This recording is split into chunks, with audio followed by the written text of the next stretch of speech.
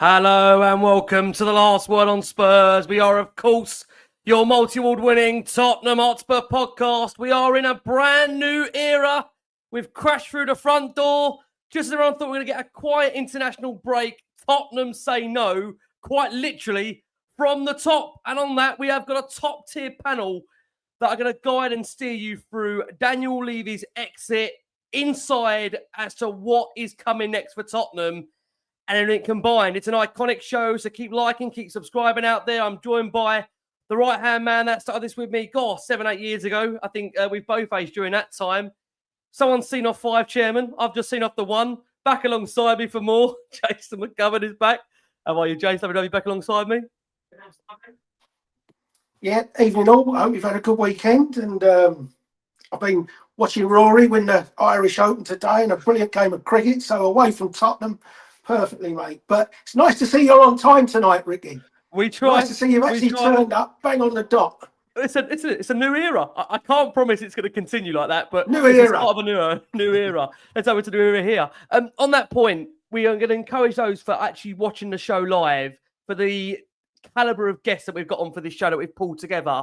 If you want to get any questions around the financials, about Tottenham, where we are at the moment, transparency around kind of the background of who actually is currently pulling the strings at the moment and what's gone before and afterwards. I know these two wonderful gentlemen are going to give us a lot of their time on this show, and we had to rush them back, both of them really. We wanted to kind of give them a little bit of time to put their feet under the table as the season got started. But in the nature of Tottenham, being Tottenham, we had to rush them back fairly quickly for the nature of this show. We've got two of the great footballing minds out there when it comes to the finances and what goes on behind Spurs.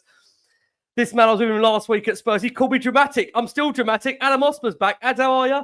I did say I'll call you back when we're in a crisis, but we've just let go of the chairman that a lot of people wanted. Is it a crisis? You called me back when my mum was calling me to tell me she had COVID, and now Daniel Levy's gone. It's one after the other. I mean, I'm honoured that you have just called myself and Connor two of the brightest, biggest brains in finance. I mean, I think that's an over-exaggeration, but thank you. I will slip that tenner before we started. We weren't going to get it out now, but we might as well. Yeah.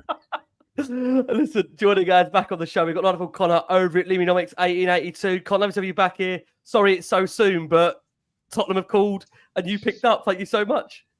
No, thank you for having me on, and I agree with Adam. I need you as a hype man always, Rick, I think.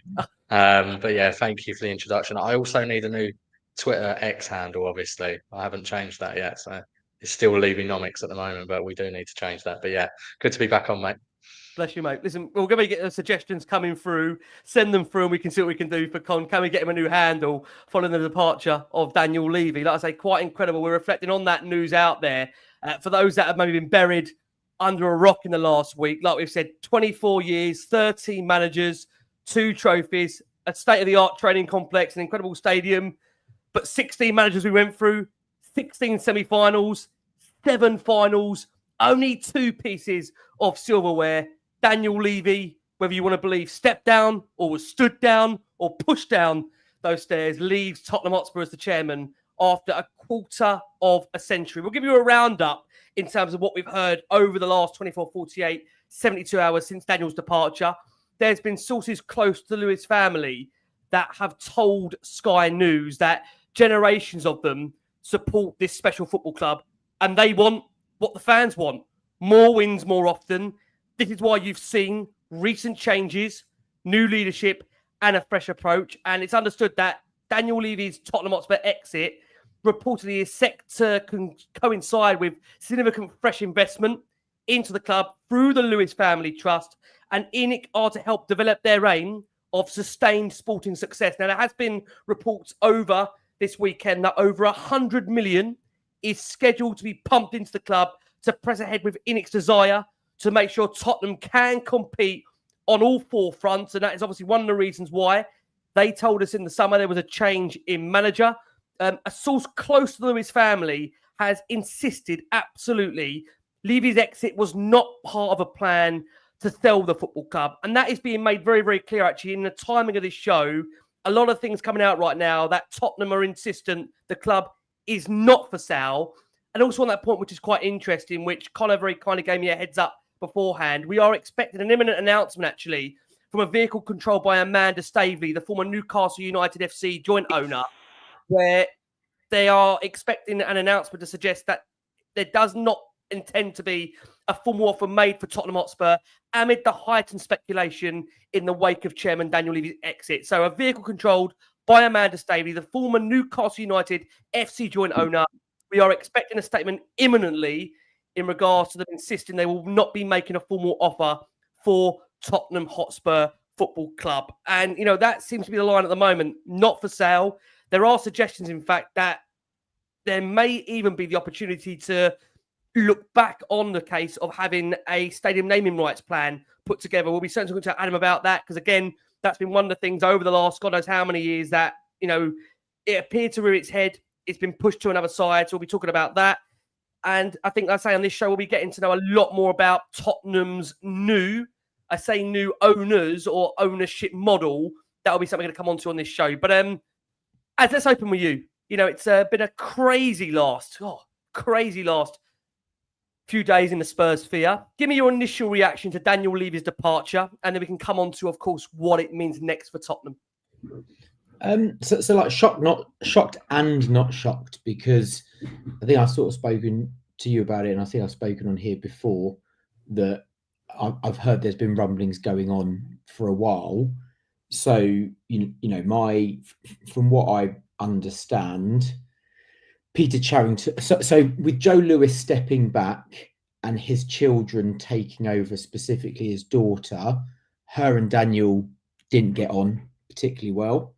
And one of the frustrations was, you know, it wasn't Daniel Levy's club. He owns 25% of Tottenham Hotspur.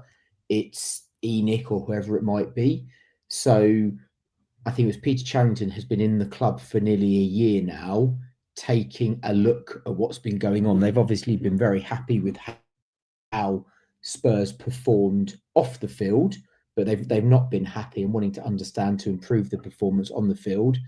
And then that involved him becoming a board member, Donna Cullen going, Vinny coming in, Ange going out, and obviously now Daniel going out as well. I think on Levy leaving, I think, you know, everybody's wanted change for a long time. I think if we can look back at Daniel's legacy, and I think actually, you know, everyone's wanted him gone, but in the cold light of day, when you really sit back and reflect on it, he's done an unbelievable job for Tottenham. You know, I've been going, I think Jason's probably been going longer than I have, but he'll remember the times where we were a mid-table club, and you know, our biggest game was playing Arsenal, and generally we got pumped by them because they were winning the league and we were basically 8th or 9th, and maybe once every couple of years we might nick a win against them. We got pumped by Chelsea home and away every single season, although that's not changed so much now. You know, he has made us, Daniel Levy has grown the club into a big club without a billionaire, you know, pumping money in the way that Chelsea have and in the way Man City have. So I think what he's done there to get us into a position financially with the infrastructure that we've got now, he did an incredible job. Where he didn't do so well, for me, he should have stepped down 2019, 2020. That's when I sort of turned on him properly. He didn't back Poch. That fell away. And I think we've been chasing our tail ever since to try to get back to, you know, a decent team and stuff like that. I know we finished 17th last season. I fully understand that. Someone said in the chat. But that was a one-off freakish season. I hope we all agree on. His negative and his biggest downfall, you know, I was trying to think of maybe two managers that were good. I think it's two. Redknapp and Poch are the only two good managers he employed. You can make arguments about the others. His managerial appointments were poor, and footballing decisions were generally poor. And I think I spoke to a football agent on Friday, and he said the agency world and most people have taken a collective sigh, because what this change means, it may not be a change specifically with ENIC, or there could be a change with them and what they want to do with the kids more involved and wanting to put more money in. But what it means is anybody coming to Spurs to negotiate now, either buying or selling, it's all fresh. They're not coming thinking, oh God, I've got negotiate with Daniel Levy. And then there's all the knock-on effect of that. Are we going to not have to think, oh, Levy's going to wait right until the end of the window to get a really good deal? And all of these things that go sort of around that, you know, have sort of gone. And it's a fresh, new club to deal with, way in which internally will be managed, you know, with the staff and all of the things that come around that. And we don't know what that might be. It might be that means that players get better salaries. It may be that the way financially we're run is slightly different in a different way. But somebody from a financial point of view has to take us on now, because he's got us into an incredible place. And if we do get some outside ownership, from a PSR point of view, we're in an incredible position to go on. And I was just saying before, you know, we always think about get out, we want more money in. You know, outside City and Chelsea, there aren't that many clubs that have been delighted with their new owners. Man U, hate them, massive club. Liverpool, they had Hicks and Gillette.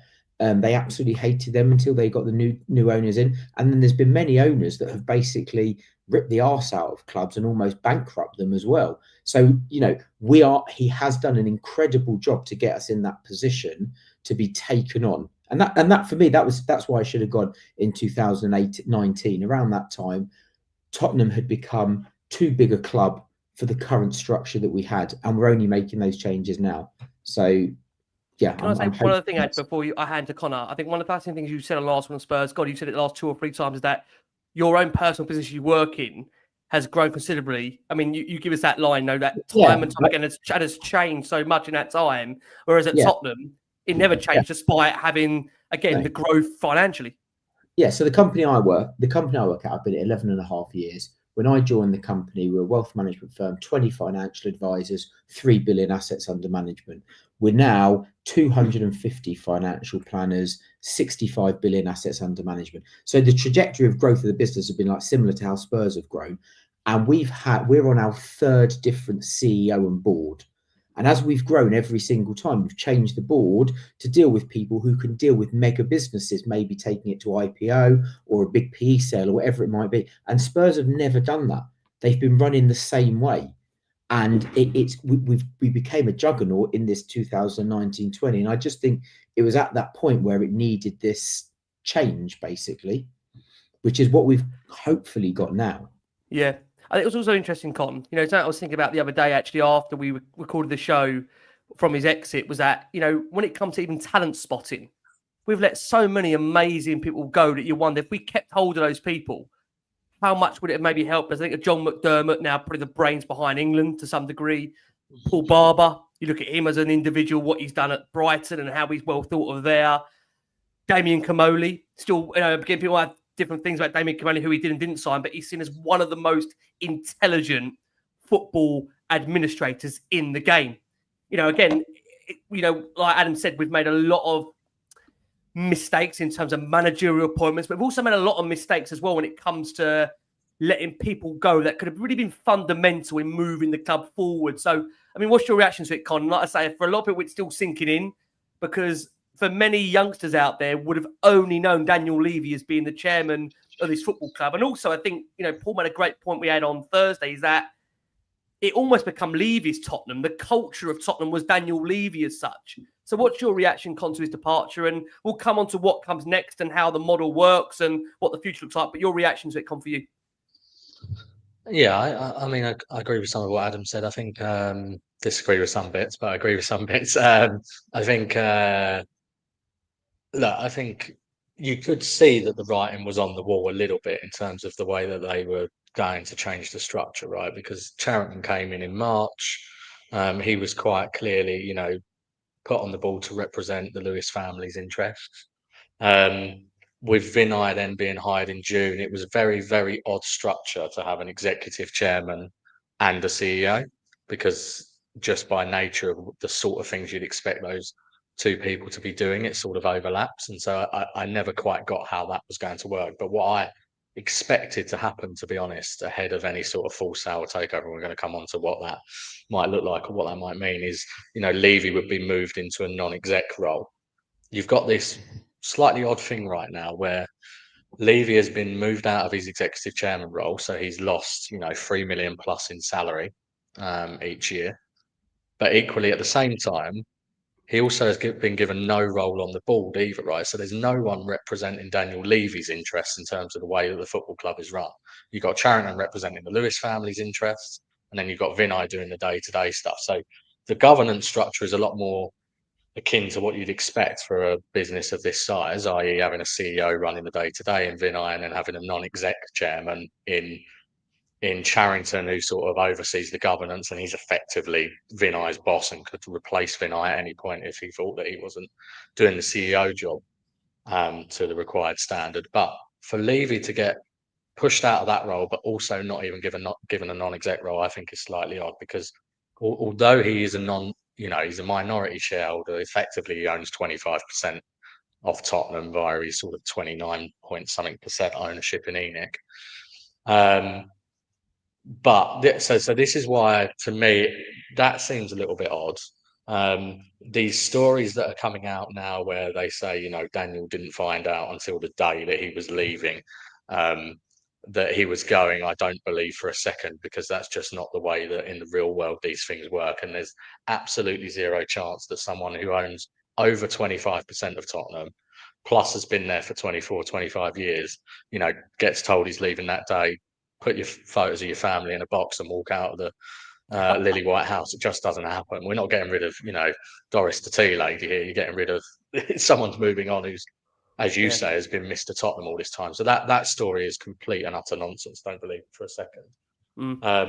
I am sceptical of this story that the Lewis family has suddenly decided they want to take an interest, I have to say. And when I read some of this reporting right now, it does feel a little bit like Levy's been levied, thrown to the wolves a little bit and blamed almost for this inconsistent sporting success, because all of these stories at the moment are talking about how the Lewis family want more consistent sporting success.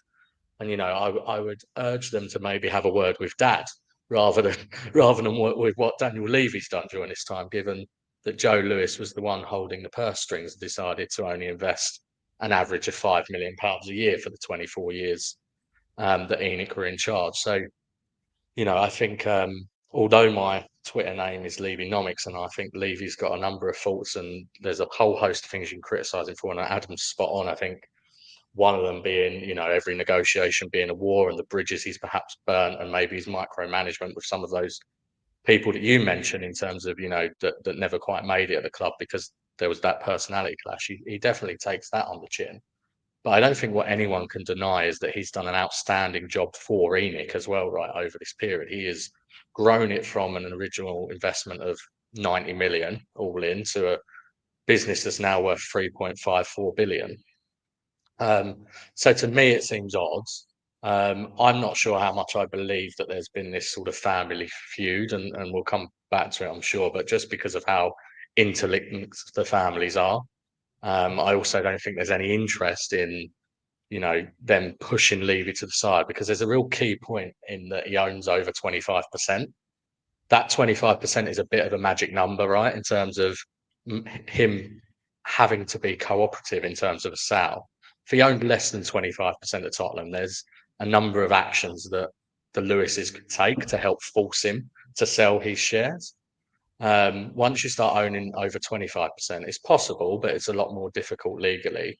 And so, if this is gearing up to a future sale or takeover, I'm not sure that you'd want to have this sort of Succession TV style pushing out of Levy and, getting egos involved and all of that type of stuff.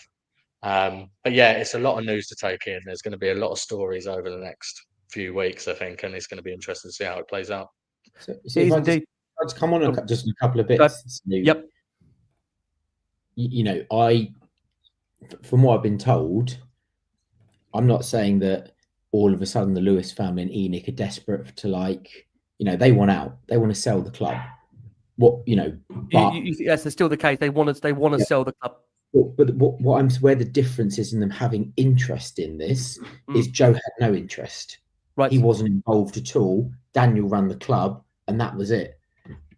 The children now are much more interested in how we are being run as a footballing business. They are taking an active interest in it. I don't believe that they are all of a sudden, we love Spurs, we want to pump a ton of money into it. There's never been pumped in it before because we want success. I do believe in the short term they might pump some money in, Right. because where we are as a club right now, we finished 17th in the league, so your revenue's down, but our revenue income is still pretty good. We're in the Champions League. So if you could invest in the short term, this 100 million, this 150, 200 million, and you can sell us for 4 billion in a year, it's almost like a short-term loan, and it's a drop in the ocean. So I believe that they might show that their hand, that they want to put some money in the short term. Yep. So what I mean is, they're not all of a sudden, we love Spurs, we want to invest in it. It's just Joe had no interest. He stepped away, and the kids have come in and they've said, we want to know what's going on. We want more involvement because we're the majority shareholder. And the point that Connor makes is an interesting one about the 25% and where that sits, because I've been told that Levy himself was trying to get more investment into the club, which would then increase his control. And therefore, ENIC wouldn't be able to force a sell without his involvement. So I suspect now, with him removed from that role, right, that can't happen. Basically, he can't do that anymore, and that allows them to control it. And then where we go from there. Yeah, it's fascinating stuff. I mean, Jace, to bring you in, one of the things that has been highly criticised of Daniel in his time at the club has been a lack of communication. I'm keen to know from you, someone that, you've had a lot of time to process this, because like you said, you've had this belief in your mind that it's been happening for quite a long time, thanks to Lee. Obviously, and again, to be fair to Lee, if not all of the stuff Lee has said to us has actually come off. You can't get away from that, what he's told us personally. So even more so, obviously, you've believed that and it's come off. I mean, how much or not much communication do you think we're going to get from Vinay Venkatesham, from the club, in terms of what comes next? And would you expect that as a fan, given the fact that there's been a seismic change by the chairman stepping down, again, been here for a quarter of a century? Again, I can make that point. If anything, Daniel Levy's become more of the face than actually Tottenham when it comes to negotiations. It's always about, how's Daniel going to manage a sale? How's Daniel going to manage the purchase? Rather than how are Tottenham going to buy the player? It's a very unique situation where, again, it feels that media have really picked up, certainly in the last couple of years, about how Tottenham fans feel when it comes to Daniel Levy's time at the club. In terms of a comms perspective, do you expect much to change in these next few weeks in terms of what comes next for us? I don't think you'll see a lot of change over between now and the next international break. Obviously, that's the bombshell that they dropped. You may see little snippets, but I think they'll let that settle down first. I don't think you'll see too much change. The first bit of change we'll really start to see as we go into January's window, or maybe before that. I think maybe you'll see if there's a different change of approach or something in the way it's communicated when you get a couple of contract negotiations come up. And it'll be interesting to see, because Pedro Porro's will be pretty close to coming up, and I think Mickey's another one that you probably, he's now into his third year and you want to do. Yeah. Will be interesting to see what change of direction we apply in terms of our wage revenue, in terms of their contracts. But I don't think you'll hear too much. I mean, as you say, they've said the club's not for sale. So I don't think in the space of 2 or 3 weeks, you're suddenly going to get 4 or 5 offers for the club and they'll backtrack on it. I think it'll be quite settled on that kind of front for the next 12, 18 months. But it'll be interesting to see when the investment comes, when the stadium naming rights gets done. I think there'll be the communications you'll see first, rather than a genuine movement of a sale of the club or complete more upheaval along the way. But I think that naming rights, I think will be done before Christmas, before the turn of the year. I think we'll start to see movement on that. I'm just intrigued. What gives you that feeling about that? What gives you that vibe for you? I just think that, just a feeling, mate. Okay. Just a gut feeling that you'll start to see movement on 1 or 2 things like that, and it may not be confirmed, but I think we'll have a pretty good idea as we get towards the end of the year who that sponsor will be, and when they won't start sponsoring it halfway through a season anyway. Yeah. So logically, it will be next season the sponsorship gets done, but look out for a company like Neom or something like that coming along, and maybe that's where the investment will come in. It's quite fascinating, Con. One of the things that I know we've been asked in the build-up to this show on X was a kind of financial analysis in terms of where we are right now. I know Ads is going to touch upon a lot for us in terms of the background maybe as to why things in the past have maybe reached to where we are right now with leaving this maybe impasse from other clubs as well about how hard it's been dealing with Tottenham. But, again, just for fair balance of the show, we can't get away from the fact of where Tottenham were when Daniel took charge to where we are now. Maybe if you can, Con, just give us a bit of an idea in terms of figure-wise, that kind of progression point from where we was when we first came in to where we are now and how the club is actually valued. Because I've heard even the fact that I've even heard reports it's 4.5 billion where Tottenham are being valued at. Is that a fair point, Con? I mean, what do you think in terms of the way Spurs are viewed now by the world when it comes to their value as a football club? And I'll get you to unmute from your end to explain that. Yeah, I think in terms of that, I think that's a bit punchy personally. I would probably, I think I did a thread on it at some point before, and I think I had a sort of 3.5 billion, but it could be anywhere between 3.5 and 4, and to some extent, it varies depending on what they want, right? I could tell you what I think it's worth, and based on sort of the key metrics of the club, but what they demand might be a different thing, and rumours were, but that was part of the reason why we were struggling to potentially find investment, because that price was potentially set too high. But yeah, I mean, look, I think in terms of when they purchased the club versus now, obviously there's been a huge growth. We have Levy has certainly done a very, very strong job on revenue diversification, and Tottenham have outgrown and outstripped the sort of Premier League revenue growth in the same period. But that being said, there has been a huge boom in terms of the Premier League as well, right? In that same period, and I think Joe Lewis can spot a market opportunity, right? That's the history of Joe Lewis, right? So I think what they did is they got into Tottenham at a very, very good time, just before the Premier League was about to explode. Got in at a good price, and it was a very well supported, huge football club based in London that had huge growth potential, because you had the potential of building a stadium, right? So and they've obviously delivered on that, and that is the reason for the huge growth in the football club. I mean, it is worth noting that when they took over, we were the 4th most successful team in England in terms of trophies at that point, and we were also 7th in terms of revenue in the Premier League. We've moved to 5th, so it's not like sometimes I think fans paint it as if it's like Tottenham were this minnow that Levy and ENIC suddenly turned into a beast. We were a huge football club anyway. They've done a very good job, but we were a huge football club anyway. So, but yeah, I think it certainly is in, what I would say is Tottenham are now got a platform, if we have owners that have the ambition to match that can really fly and really take off, because unlike the Newcastles and the Aston Villas of the world, we're not restricted in the same way by football finance regulations, PSR or UEFA. We've got huge headroom under PSR, and relatively very big headroom under the UEFA rules as well. And so, I made the prediction, and I stand by this. I think if you've got the right type of owners in that had that sort of unfettered ambition to win, because of the base financials and base of the club, I think we would win the league within 5 years. I just see to what qualify that, like you say, Con, that's on the basis that an owner comes in and wants to spend the money wants to go. Exactly. I don't anticipate that will happen with the Lewises, to be clear, for anyone in the chat. So you don't think personally nothing changes under ENIC themselves, as we're going to come on to who they are in terms of who those people are, but you don't think that's going to happen under ENIC? You think that would have to happen under a different entity?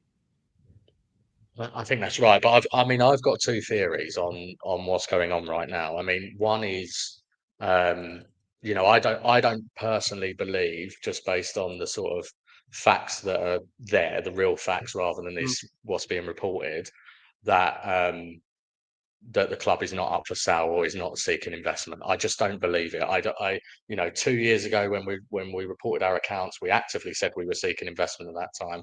To Adam's point, that might have been Levy trying to personally grow his own sort of control, but equally, they've certainly had those discussions. I think, just the sort of sequencing in terms of bringing Charrington in, bringing Vinay in, it's all the traditional type of stuff that firms do when they're gearing up for a sale. You're dressing up the board, you're trying to improve the credentials of the board. So my two theories are, one, they're either gearing up for a full sale or takeover and putting Levy out of the process was part of that. Or the second, which I hope is not the case, but could be the case, is that Daniel Levy has moved on. Daniel Levy sells his shares actually to someone that can front cash in a way that Daniel Levy can't front cash, and I think that maybe ENIC were getting or Joe Lewis and the family were getting frustrated that whenever cash was potentially going to be pumped into the club, Daniel Levy would benefit from it by virtue of being a shareholder, but he couldn't front the cash himself. Interesting. So he's almost always been fronted by the Lewis family. Okay. So perhaps they have gone, look, we're going to take you off the board. You're not going to have a say in the day-to-day, and we want to sort of force you to sell that way. Daniel gets to realise something in terms of his investment, and then they bring someone in on that sort of Jim Ratcliffe Glazer type model, who comes in and owns 25% of the club, and they actually front some of the cash for ENIC. So I think those are the two. I think it's either a full sale or takeover, to be honest, or I think there's investment coming in minority to start with. Now, the problem with the latter is it's a lot harder to find minority investors or people that are happy to invest on a minority basis, because these types of people want full control of football clubs. John Textor's the prime example, right? Crystal Palace. Yep. One of the reasons he got so frustrated at Crystal Palace and wanted to sell, and he's got a whole host of issues, John Textor, but one of the reasons he wanted to sell was because he never felt like he could get control. So, these are the two, I think, ways that it's potentially going to play out. I don't believe that the Lewis family have suddenly had a sort of complete change in their modus operandi, that they're now going to, on their own, decide, we're really focused on football and success. Before we go for that break, Ad, let's come over to you. I'm just keen to know if you share those theories that Connor shares. Do you share both of those? I mean, what's your feeling in terms of what Connor's outlined there? Can you see those being both potentials or possibilities? There are a couple of things. I think just go back to something Jason said, like the stuff about like the naming rights and stuff like that. I 100% agree with, because I think from those types of things, from a financial point of view and bringing money into the club, everything's fresh now. And where this ENIC want more involvement comes from is when Spurs were talking about selling the club historically over the past couple of years, it's been Daniel that's been doing the negotiating. It's been about him. He's been doing the negotiations for the naming rights and so on. So it's that, and when we've been looking for investment, he's been talking to people. So all of that was around him. If the club was going to be sold or get investment, it was going to be about him staying on as the chairman. So I think these moves have been made to remove him so that the club can be controlled to be exited. And then the stuff about the naming rights, you've now got different people completely fresh going at that. And I think all of those things are quite interesting. What is quite interesting is going back to the Vinny thing, which I think is quite funny. Like when people said, I think Connor said, like Vinay was put in there clearly to take over from Daniel. They did a little video together, which was a bit of a love off, didn't they? So it's sort of like quite weird. You sort of wonder, like, do you think at that time there would have been an inkling from Daniel that there would have been movement at that stage? Just I don't believe for a minute he hasn't known what's been going on. Right. He has known. As I said to you before, there has been this sort of semi-power struggle since Joe has stepped back and his daughter's been involved. So I suspect it's been well aware that something's going to happen. And as Connor said, you don't just all of a sudden pack up one day. He'll probably have some sort of notice period. I think in terms of sort of where what would happen, I envisage a full sale rather than a partial one, because I don't see the need, and there could be a need for partial investment. I definitely think something's going to happen. And as Connor said, when you're a business, you're never going to be putting out statements, we're for sale. We're definitely for sale. It doesn't happen. Businesses don't do that. But they gear themselves up into a position. You have talks confidentially, and then something does happen once your due diligence has gone through. So, and ENIC will probably want to sort of keep things steady for a period of time because there's been a lot of change. You don't want to be like that disruptive in what you're doing. What do you make of that point, Ed? Just to ask you, Mark's made this point here. He was saying that Rothschild were brought in 2 years ago to seek and look for investment. Again, is at that point though, but Daniel was the one who was in control of that. I know someone involved, a client of mine who's been involved in buying and selling football clubs. He did the Abramovich deal originally, and he has a US consortium that sort of buy football clubs. And he said he even spoke to Daniel about it. One day it was 3 billion, the next it was this, the next, it moved. The negotiations were through him. Right. I think that's probably the main part of the removal is if somebody, whether it's Rothschild, want to go out or whoever you use to go out to find clubs, it's not going to Daniel Levy. It might be going to Peter Charrington, who is working on behalf of ENIC. Therefore, he does some loose initial conversation talks, and then from there, he's speaking to ENIC on it. So I suspect it's worth noting for those that don't know out there, he is ENIC's man, isn't he? Obviously, Peter Charrington, he's their eyes and ears. Is it fair to say that, Ad, in terms of everything? And he's been there since October. He was officially appointed in March, but he's been there since October. That's at Tottenham. Yep. Yeah. Yep. Feeding back stuff, and information or whatever it is, doing his job. So, yeah. So I think, there are many faults that Daniel had, which we've spoken about in how we bought players. In the naming rights is the main one. Being able to sort those types of things out from a fresh point of view. We don't know how transparent all the talks were on investment when people came in. It might have been that Daniel was doing them and not feeding back up to ENIC. We don't know those things because there was always the point that I was told that he always wanted to make sure that he stayed on as chairman. So it might have been that the talks never went further than that because he wanted those terms himself. But is that one of the biggest problems that you've heard? Personally, you've told me this about it before, is the fact that goalposts would continually move, Ed, when it comes to naming rights. Is that fair to say that? Yeah, the numbers change. But that's the same with everything. I've heard that lots and lots of times on negotiations, goalposts moved, you shook hands on a deal, and then you got an email later where it was just slightly tinkered and stuff like that. And on transfers, on naming rights and so on. Okay, it's fascinating stuff. We're going to go back to Jason, but what we are going to do, we are going to go for our first break of the show. We're going to bring in somebody who's a familiar face that's obviously in the US right now that was asked to comment on his, he's now former chairman leaving the club. Let's hear from Heung-Min Son, who gives his reaction personally to Daniel Levy departing. Let's hear from Sonny, and we'll be back with you after this very, very short break. Daniel Levy just left Tottenham, surprisingly. That shocked Mauricio. Your thoughts about Daniel Levy stepping down from Tottenham? Oh, I don't know. I mean, it's not right place to talking about the part of my chairman. I've been there for 10 years. I think he deserves more than us speaking here, So, look, I mean, he's been there for 25 years, so he did. For me, I think he's done an unbelievable job. So that's what I can say from here. So, look, I just wish him all the best for the future. What's he gonna do? So I'm really, really grateful what he done to me. There you go. My chairman from Heung-Min Son, still referring to Daniel Levy as my chairman. He's not Tottenham's chairman anymore. He has left the football club. Guys, thank you so much for your support out there. We've got over 12,500 that are watching us live across all of our platforms. As always, thank you ever so much for your incredible support for Last Word on Spurs. We thought we were on a break. Not quite. Spurs have let the chairman go. It's just this club, honestly, when you just you're going for a quiet period, no chance. And we're joined by Adam Osper. We're joined by Connor, who joins me and Jason McGovern on this show. Just when you think you've seen it all, you don't. Tottenham being Tottenham is always a surprise. Like I say, if you're with us for the first time, you can find the show. We are on iTunes, we're on Spotify, we're across all major audio platforms. If you can keep liking and subscribing to the show, that would be greatly appreciated.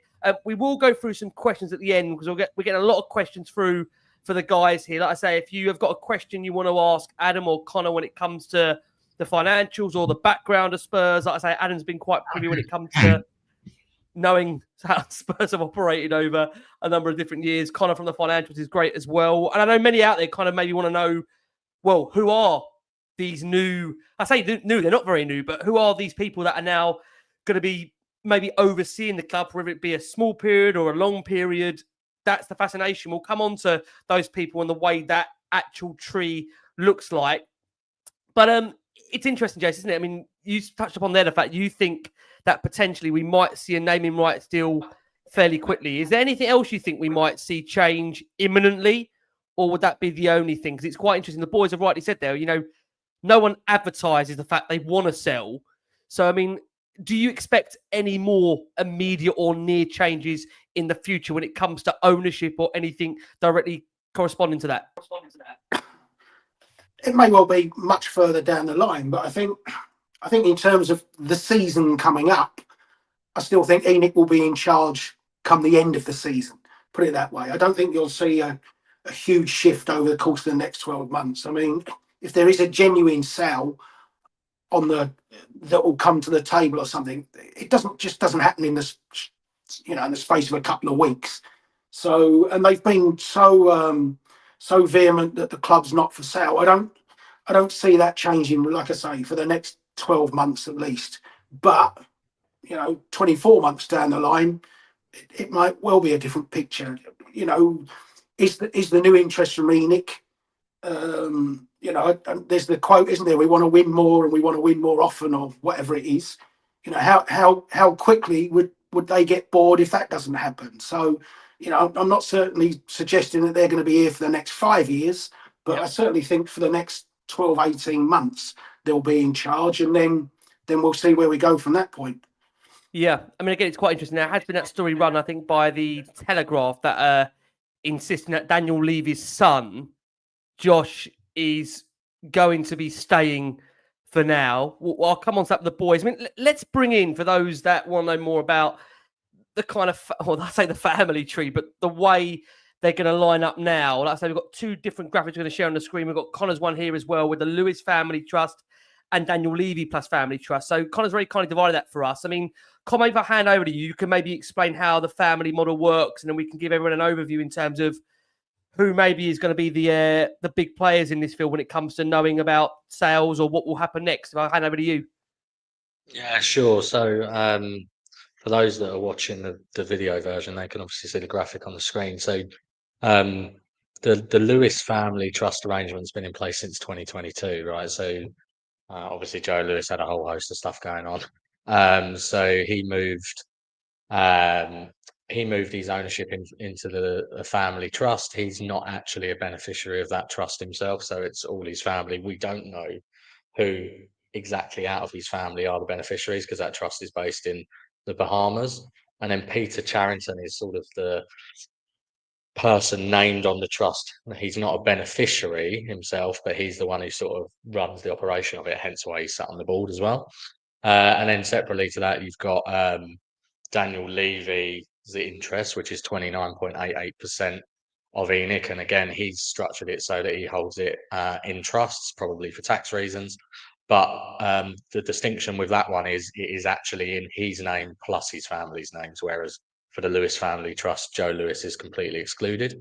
Effectively, what that means then, because ENIC own about 86.91% of Tottenham, and then the remaining 13% or so is owned by minority shareholders, of which there's about 30,000 of them. There's probably some people in the chat that might own Tottenham back from the days when we were listed on the stock exchange. Effectively, the Lewis family therefore own just shy of 61% of Tottenham. Levy and his family own just shy of 26%, and then the remaining 13%, as I say, is those minority shareholders. Above the ENIC level, it's really hard to see exactly what the ownership structure is, because it's all Bahamas based, but we can sort of indirectly glean that's the Tavistock group above that. Tavistock group is, again, this is where you sort of see how interlinked it all is, because Daniel Levy's son, Josh Levy, he is one of the co-CEOs of the Tavistock group, along with Nick Boycher, who is Joe Lewis's grandson. And then you've got Vivian and Charles Lewis, who are Joe Lewis's children, are both sort of senior managing directors of Tavistock Group. And then on top of that, you've also got Vivian's other daughter is a managing director. So you can see that basically Tavistock Group is a complete Lewis and Levy family affair, right? So where's Tavistock Group on that chart, Connor? It's not there because we don't actually know for sure that they directly what their sort of direct ownership is of ENIC. So it sort of stops at where we know that the Tottenham. So for example, if you look in Tottenham's accounts, there's not a single mention of the Tavistock Group. Only speaks about ENIC. So there is a chance that ENIC is not actually in the Tavistock ownership structure and it's just owned by the same people but outside. We can't see that because it's all Bahamas based, but I think you can indirectly glean that the people that are beneficiaries of Joe Lewis's trust are going to be Charles Lewis, Vivian Lewis, basically these same people shown here for Tavistock Group. So before we come over to Adam, Con, in the event the club want to trigger a future sale, just so everybody's clear, Daniel Levy would need to be bought out. Is that correct or not correct, Con? Just so everyone is aware. Yeah, I mean, he would have to agree. I mean, you could have a situation, I suppose, and we don't know exactly what the sort of agreements are for ENIC itself, but I suppose you could have had a situation where the Lewises went, but Daniel stayed. It's very unlikely, or vice versa. Daniel sells his portion and the Lewises stay. As I was saying, that was one of my potential theories, but I think you'd probably anticipate that they all go together as part of basically someone buying out ENIC's portion. It's interesting. I mean, just to bring you in, and we'll go to Jason on this point. This kind of model that we've got here is quite interesting. We are hearing suggestions that Vinay Venkatesham was actually pivotal in the negotiations for Christian Romero's contract. Obviously, Vinay is now hands-on the man that's running the club day to day. So you've got the situation where the children of Joe Lewis, Vivian and Charles, are like Connor said there, they're the MDs of Tavistock with Josh Levy, co-CEO with Nick Boycher in there. How do you see this model working, Ed, for now? Is this a sustainable long-term model, or do you see it, like you say, as a case as this is being dressed up for now and it will work for the time being, Ed? I think there's a lot of things that I sort of think. So when you take out the ownership side of things, there are a couple of bits that I think are a little bit like irrelevant. So Vinay will be running Tottenham. He will be the CEO, and I suspect his brief will be to run the football club, and he will then report into the people above him, and that could be a whole host of people who we've just spoken about, but that will probably be ENIC. But I think on a day-to-day basis, you'll see the CEO running the business. I wouldn't be surprised if there are more structural changes within Spurs, because normally when a new CEO goes in, they will look at the people that are surrounding them on the board, and they will generally surround themselves with their own people that they've worked with before and have history with. There'll be a lot of people at Tottenham who are still maybe Daniel Levy type, his minions, as it were, not in a bad way, on the board. So it's quite often common in a board that the new CEO comes in and then he puts his key people, her key people around them. So it wouldn't surprise me if it was that. But on a day-to-day basis, I would have thought you've got the investment bit from ENIC, and then underneath that, I would say Vinay's probably in charge, and then he'll report up into them. I think underneath him is the interesting part, where that football bit comes into it. And whether, Paratici just come back, whether Lange stays, how that works underneath him. That's the bit that I think is probably a bit more interesting, actually. It's what's also quite. Oh, sorry, go on. I was just going to say, just on that point. I mean, it's a good point you raised about Paratici, because for me, he always seemed like he was potentially Levy's man. Who Levy trusts a little bit, and so given the legal issues and things we know with Paratici, it wouldn't shock me that Vinay doesn't bring him back, and it also wouldn't shock me if actually we ended up getting rid of Langer as well as Paratici, and they wanted to put their own director of football in place. To be honest, that were, it was quite telling for me when they did the statement about Levy. They mentioned Frank specifically. They didn't mention Langer at all in terms of the team to take the club forward. So. No, I 100%. Yeah, I 100% agree with you on that, because I think you've had over the summer Paratici doing stuff, Lange doing stuff, Levy doing stuff, and probably Vinay doing stuff. And you've got Frank here, and Frank is everybody's person.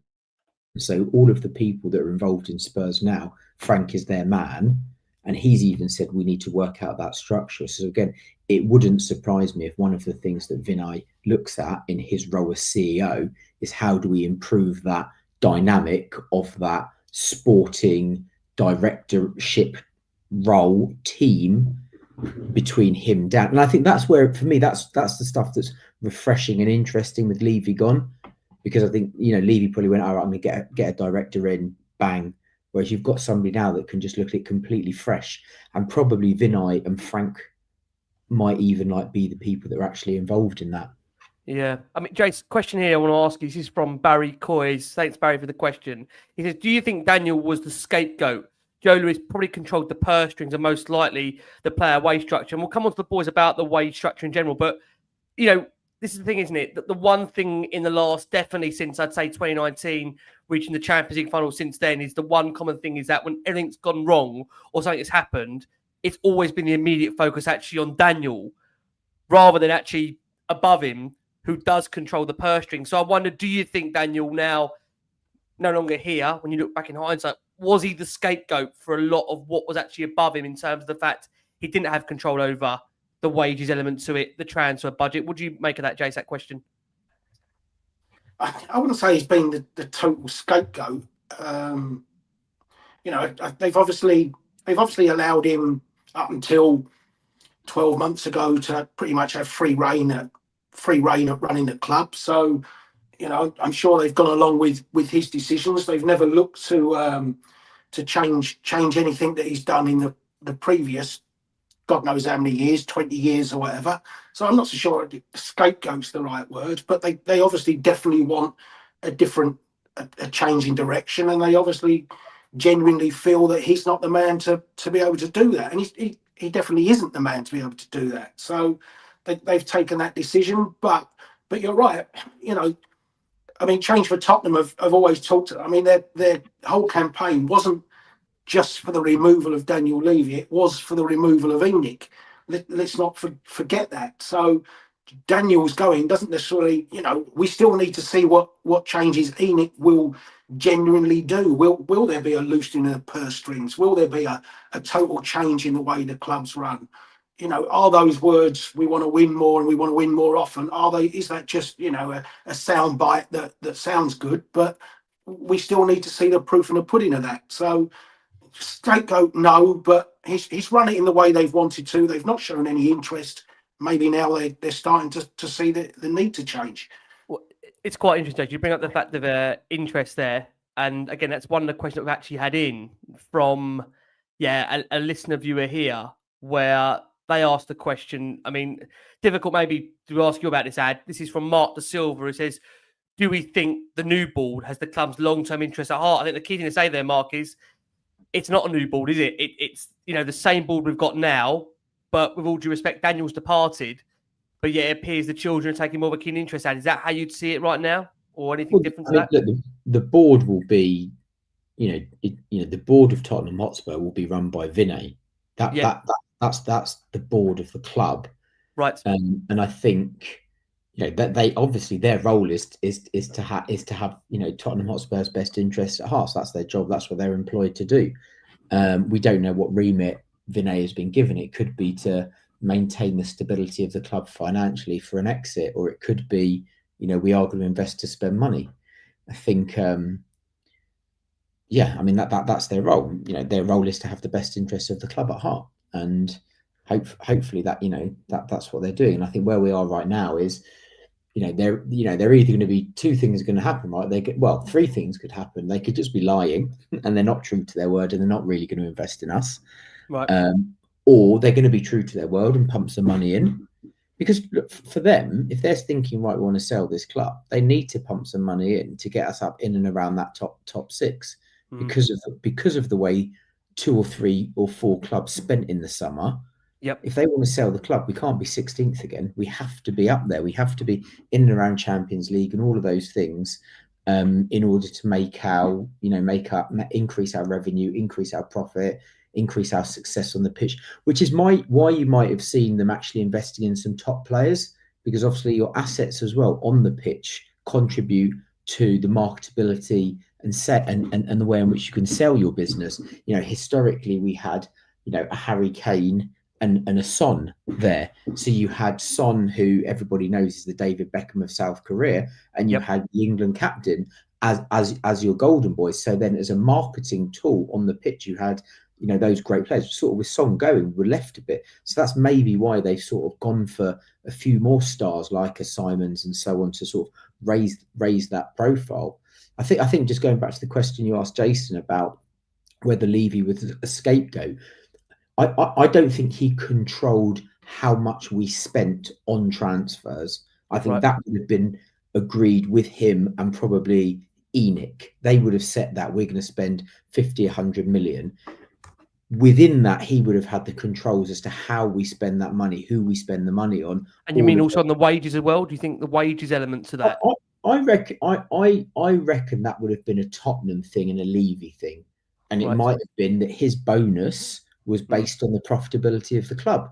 And therefore he ran that to try to get himself the biggest profitability of the club.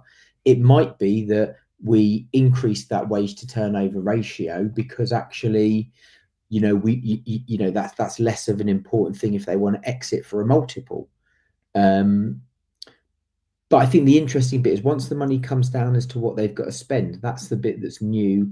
That's the bit that's going to be refreshing. Contract negotiations, how much you're offering for players, all of those types of things.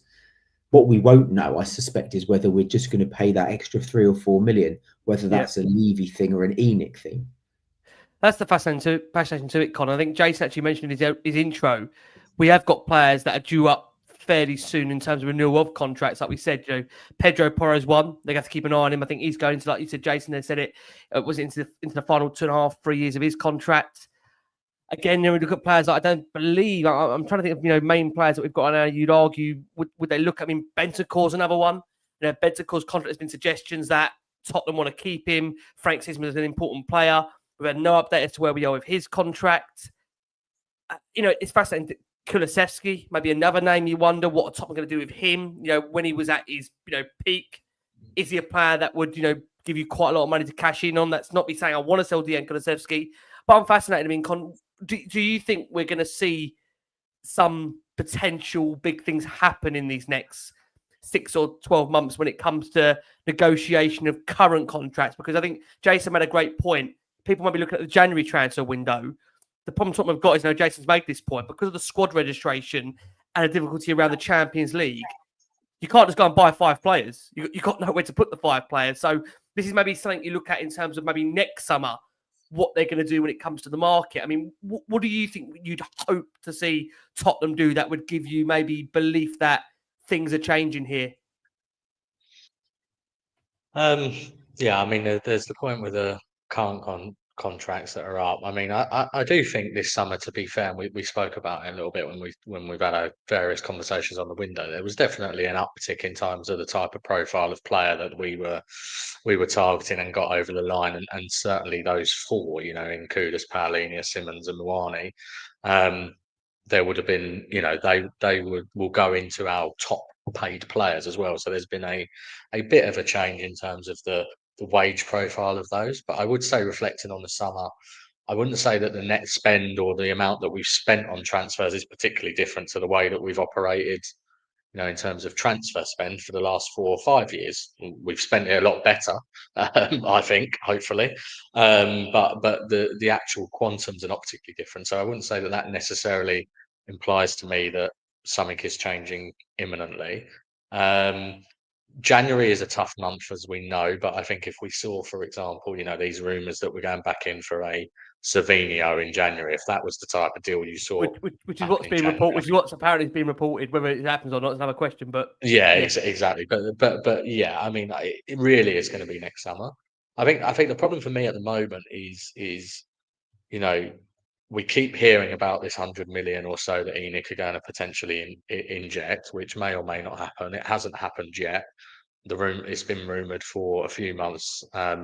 Well, it certainly hasn't happened yet if it's the way they normally do it, which is by way of a increase to the capital, because we would see the Company's House filing within 30 days of that happening. So it hasn't happened, at least unless it's within the last 30 days. And for me, to be fair, look, I mean, this is a club that has spent over about 125 million on property in the last 3 years in cash. So, ENIC's 100 million doesn't even cover the 125 million pound of cash that's been taken out of the club towards property in the last 3 years. So they absolutely need to be injecting more money. The reality of the situation with football clubs, whether we like it or not, is the reality that owners have to pump in money. The Cronkies have put in over 300 million of their own cash since Arteta was appointed to get them to where they are now. So absolutely that will need to happen. And the other thing that we have seen is just before the Daniel Levy announcement, Tottenham did enter into another loan facility with Macquarie, which is quite a common loan facility the Premier League clubs have, whereby basically they borrow against potential future revenues. So in our case, it's against the Premier League revenues for this year. Basically to help manage short-term cash, which to me contradicts that there's going to be an ENIC injection, right? Because why would you have to take out that loan facility if you knew that ENIC were just about to pump in 100 million plus of cash, right? So it might just be general sort of financing that they're trying to manage, but it is slightly contradictory, and perhaps there's something that's going to come a few months in the future, and they're just getting this in place to sort of help have things tied by until then. But we will see, won't we? I suppose it's a bit like when Levy and Vinay did that interview, right? They spoke about winning the Premier League and Champions League. They were judged on that immediately because we had a transfer window.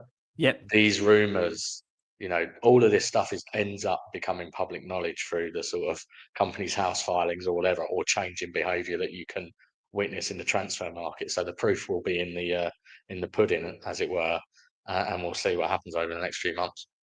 Before we do go for the next break, we're going to whisper around to Adam on. Jason, I'm going to come around to you on this point. That I think what's intriguing right now is that everybody's waiting as to what comes next. But the thing is, nothing might come next, because right now, where we are at the moment, we're during a season. Do you worry at all, Jace, that this could be a unnecessary distraction for the players or for fans in terms of what goes on the pitch? Or do you think in any way this has got nothing, you have got no concern about that for you?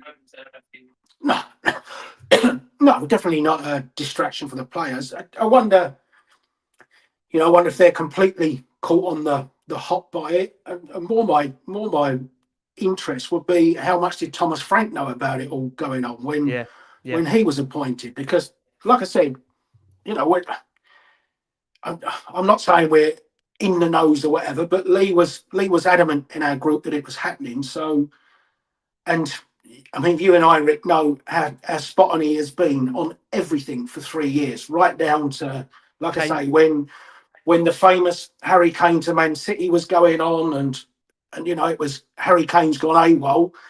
We knew he was at a Joe Lewis property with a Tottenham Hotspur trainer with him, and the when he came back and was going to be fined, we know full well that he wasn't fined, and the statements that were coming out. So ever since then, we've known it. So I don't think anyone's. I mean, as the boy said earlier, Daniel Levy's not being caught on the hop by it. With the other things that have gone on at board level, he's not a stupid man. He would have seen the loss of Donna Cullens and Vinay coming in, and that. He's not a complete idiot. He knows why that's going on, and he would have known the struggle that's been there. So, but I don't think players need to get involved in it. Players just concentrate on the pitch, and at the end of the day, if players' contracts, if Pedro Porro suddenly told he's got double his wages, and Mickey van der Ven's contract is trebled, I don't think they're going to have too much trouble with accepting what's going on in the background, mate. Do you think that's what they're going to be judged on, though, Jace? Contract negotiations, because those are the things at the moment that can be done outside of the window. I mean, how pressing do you think they are right now? Bentancur, for example, from what we're hearing, he's being viewed as an important player to Thomas Frank. He's in those final 18 months of his contract. Do you see these being pressing things that need to be addressed fairly quickly, or do you think these can take a bit of time, in your opinion? Yeah, I think they need to be done pretty quickly, but that's not just because there's been a takeover. I mean, those contract negotiations would have been top of the priority list once that window shut. I mean, we've seen Romero get his new one, which obviously reflects that he's the club captain and things. We've seen Jed Spence already get upped in a reward for his form. So definitely the Porro one and the Mickey van der Ven one, I would hope we see some movement between now and the January window. And you know what you'll also get is if Romero's gone up north of 200, even if that's 205, 210, and it starts to set a new limit, then players that are on 70, 80 grand, if Mickey van der Ven's on 80 grand, he's not going to want to be on a pretty much a third of what Romero's on, is he? So that there will be the knock-on effect coming down the line for some of those players. But I would expect 2 or 3 more contracts to come through between now and Christmas for sure. Okay, look, we're going to go for our next break of the show for our listeners and audio. I know there's been some concern out there. Just on that, Rick, I was just going to say Decky's one is slightly different because you've got to wait for him to come back from an injury, and you've got to have a judgment of what playing level and that is going to be. So yeah, that might have to wait for another year before Decky's is done. Well, I even think someone like Maddison as well, Jace, maybe get your opinion on it. Maddison's going to have to come back from an ACL. Some players don't ever get back to the level they are. I mean, what's your view on that one even? Well, you have to wait for seaweed draggers in and Maddison. They're long-term injuries that you can't do it. They're not going to suddenly renegotiate a contract for James Maddison when he's out for a year, are they? But Porro and Mickey, I think, are 2 big ones to show a real commitment to. That's for sure. Yeah. Look, we're going to go for our next break. Go on, Jay. Sorry, we cut you there. Go for it. Sorry. If Thomas Frank wants them. Yeah, I was just going to say, if Thomas Frank wants them, if Thomas Frank says, look, we all think Pedro Porro would be his man and Mickey's his man, but if Thomas Frank actually says undercover, look, maybe Pedro's not my type of fullback, then, it'd be slightly different, isn't it? Yeah, I mean, people just assume they want to be here and their manager wants them, but we don't know. He's like I say, only been here for a short degree of time. Look, we're going to squeeze in our next break of the show for our listeners and audio. We've got over 15,500 tuning in. Thank you ever so much for your incredible support for Last Word on Spurs. We've had some questions ramp up for Adam and Connor, which we will feed throughout the show. One of the things I have seen, boys, and I'll probably come to you, Ads, on this point that we spoke about, and Connor also made it clear, Josh Levy is still well involved with Tottenham. And I've seen people sign about the fact Josh is involved in the club and what that does mean in part of that role. Does it change anything at all for you, Ad, the fact that Levy has still got family involved, his son involved? I mean, you're shaking your head in the background. Ad, what do you make that for you? Anything to look into or read into that for those that are concerned Josh would still be involved with the club? No, I don't. What is his actual role in the club? So I think, Connor can come in on this point as well if Connor wants. I think he's the co-CEO. Con, is that right? He's co-CEO of Tavistock, so he hasn't got a direct. So he won't be attending board meetings or anything like that for Tottenham. So I think to be honest, his role in terms of the club will be pretty limited. I thought he was involved I thought he was involved with the property stuff at Tavistock Group, so it's like almost not relevant. I wouldn't read too much into that. I think some people look at him as being, obviously, you've still got someone of Levy's family there. Yeah, and also, another important point to make here, despite Daniel obviously stepping down, he's still at the club. He's still involved in the club, right? We have to be also clear about that, Ad. Yeah, but he's going to have no involvement at all in what's going on a day-to-day basis at the club, which is the main thing. And all of the frustrations that we all hear about negotiating with Tottenham, buying players, transfer deals, buying and selling, new transfers, him tying players in. Even I was thinking, down to our strategy of how we buy players might be completely different now, because we've always had this, we want to buy young English players and develop them through the youth and so on. They might change the way in which they do that as well. But I think I don't think the fact that his son's involved is anything. It wouldn't surprise me if at some point, what will be interesting is Frank's next press conference. He's obviously going to get asked about it. So what his views are on it. And it wouldn't surprise me if in a period of time, as again, I said it before, you see like some sort of board reshuffle, and maybe like a bit. My gut feel would be the first sort of announcement that comes out is a little bit of, is Paratici coming back or not? Sort of a bit more of the structure of the club. That would be my guess. That would come next, and that could be, as Connor said, it could be with Lange going and somebody else coming in. I don't know, or it could be a redefinition of roles. Yeah, I mean, I want to come on to that point with Con. Like I say, guys out there, if you can keep liking and subscribing to the show, that'd be massively appreciated for us. Con, let me ask you about that point in terms of where we are when it comes to that recruitment element to it now, because this is fascinating. Obviously, we had Ben on here a few weeks ago, Ben Jacobs, that said obviously he expects Fabio Paratici to return to a full-time role. He believes from September or from now, from October even, and working up towards the January transfer window. You've had Johan Langer, who, to be fair, he was pivotal behind the Lucas Bergvall signing. But I think it's fair to say from what we see out there that some feel underwhelmed by his time at Tottenham so far from a recruitment aspect.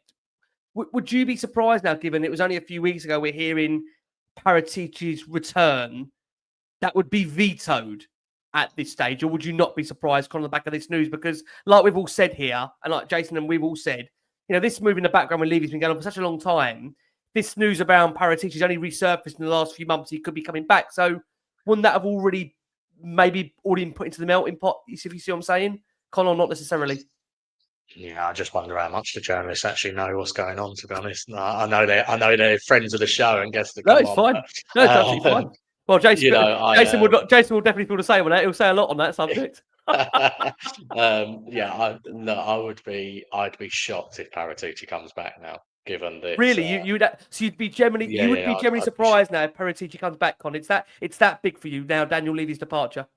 Yeah. I just think I don't think, given his slightly murked history, I'm not sure Vinay or Charrington would want to get in bed with someone like that now going forward. I just don't, what I know of Charrington, and I think I mentioned this on the show before when we spoke about it. I've had a couple of dealings with him in my professional career. He's quite by the book. Vinay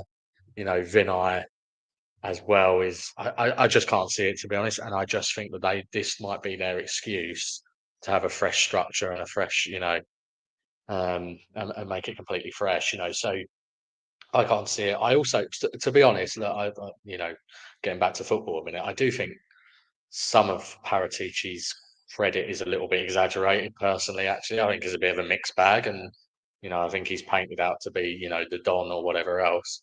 But for me, it's a bit of a mixed bag in terms of transfers. He also presided over a pretty horrendous manager search in Nuno, which ended up with Nuno. So, I think that mixed with the allegations and things from before, I just can't see it personally. But but I could also see Langer going, as I said before, because I just think they might make it fresh.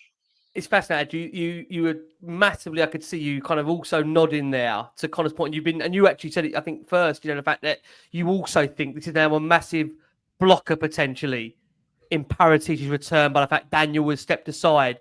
Do you agree with Con that fact, because of the nature of who is now running the show to some degree, Charrington and of course Vinay, from a hands-on perspective, is that one of the issues you feel with Paratici, that maybe because of his dealings in the past makes it more difficult to have him there in the event of a future sale, or not necessarily? Yes, it's a bit of a weird one, isn't it? Because I agree with everything Connor says, but then also it's like if we pretty much knew that Levy was going and everybody's known it for a while, that's what I mean. Yeah, why have we had this report? Paratici, you'd have assumed other people would have authorised that, but maybe he is going to be part. If he is going to come back, he is going to be part of a reorganisation and restructure, which is something the new CEO might be looking to do. I don't know. It feels a bit strange for him to come in with Lange there and who sits above who and that side of things. But I don't know. I see like a bit of a reorg of that structure, and that could be Paratici coming in a particular role, and it could be Lange going, or it could be a whole reorg of something. But I mean, if I don't know enough about, Connor said he knows enough about those guys and what they're like, and I can see that if he's a bit of a dodgy guy, and these guys are sort of straight down the line businessmen, then I can see why maybe you wouldn't be associated. But I think all of those things are quite positive for us. I think, with Daniel going on the footballing side, we were very close to one particular agency in base and so on. And I just think all of those things now give you like a fresh impetus in how you go about doing your business, rather than being maybe influenced by a particular agency or whatever, or going and doing the same old stuff that you've always doing and gone back to the same old people, which is why I think there could be a complete change of structure in terms of personnel. Okay, with Frank's input, I would say, because it's obvious that he's the guy, and they're going to want to, and he's almost hinted to it that it was a bit disjointed. And I was told by a few people, like after the Eze stuff, it was like carnage. You had Lange, you had Levy, and you had Paratici, all sort of trying to do deals and stuff like that. Just too many cooks in the kitchen, potentially. Yeah. So you might want to sort of have that proper structure in place around what Frank wants. Go on, Jason. I think there'll be a knock-on effect to base anyway of the Eze deal. Well, yeah. Because the club must be fuming.